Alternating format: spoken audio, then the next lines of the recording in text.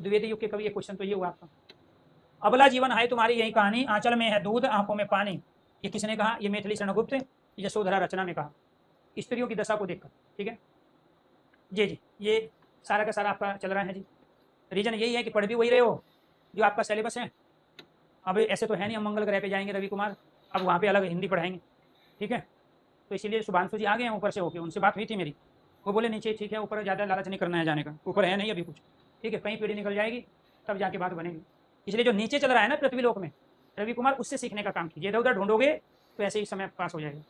सबसे ज़्यादा जरूरी है आप लोगों के लिए अपने सिलेबस को 2 से 3 बार लिखना। एक बार लिखकर सामने लगाना, एक बार लेफ्ट साइड में, और फिर तीसरी बार राइट साइड में लगाना। इसके बाद दूसरा काम है प्रीवियस क्वेश्चन पेपर को देखना। और जब तक प्रीवियस क्वेश्चन पेपर देखोगे नहीं, आपको पता ही नहीं चलेगा कि आखिरकार आपका सिलेबस वही है जो आपने लेफ्ट साइड में, राइट साइड में और सामने लिखा है। ठीक है, आपको पता ही नहीं चलेगा कि क्वेश्चन की वैरायटी क्या है। अगर आप प्रीवियस क्वेश्चन पेपर देखे होते और सिलेबस लिखे होते तो यहाँ ये कमेंट आप बिल्कुल ना कर रहे होते। इसलिए आप मेरी किसी भी बात का बुरा नहीं मानोगे। ये मान के कि आपके छोटे या बड़े भाई ने आपको एक छोटा सा रास्ता दिखाने की कोशिश की जिस पे चल के आप सिलेक्शन ले सकते हो, और हजारों की संख्या में हर साल बच्चे सिलेक्शन लेते हैं। इसलिए मैं आज तक जानबूझ के अपने पढ़ाने के स्टाइल और तरीके को नहीं बदलना चाहता, क्योंकि जिस चीज़ से भला हो रहा हो, जो चीज़ सक्सेस दिला रही हो, उस चीज़ में ज़्यादा काट छाट करना और उसको ज़्यादा मॉडिफाइड करना अपने आप में खतरे की घंटी है।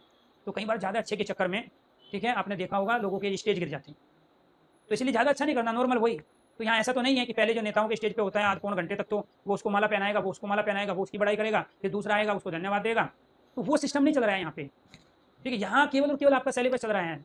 आउट ऑफ सिलेबस में अपनी क्लास में 5 मिनट से ज़्यादा भी नहीं जाता, और जब भी जाता हूँ तो वो भी आपके जीवन से संबंधित चीज़ें होती है, आपको मोटिवेशन देने के लिए। ठीक है, आपको सही रास्ते पे लाने के लिए। इसलिए बहुत ज़्यादा जरूरी है, जो काम आप टीचर से करवाना चाहते हैं वो काम आपको अपने आप करना पड़ेगा। कौन सा?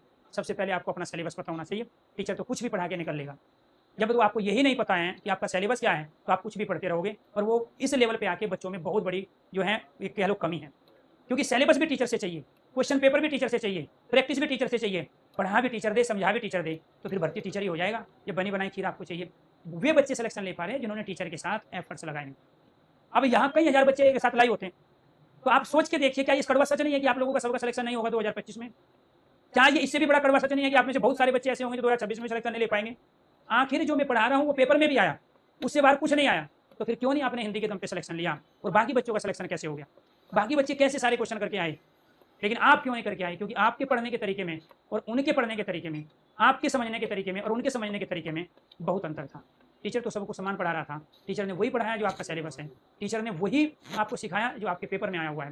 लेकिन उसके बावजूद भी आपका खुरापाती दिमाग और आपके अंदर मची हुई चुल, जो दाएं बाएं से इधर उधर से आने दो, इधर से फ्री में आने दो, इधर 99 में आने दो, ठीक है, इधर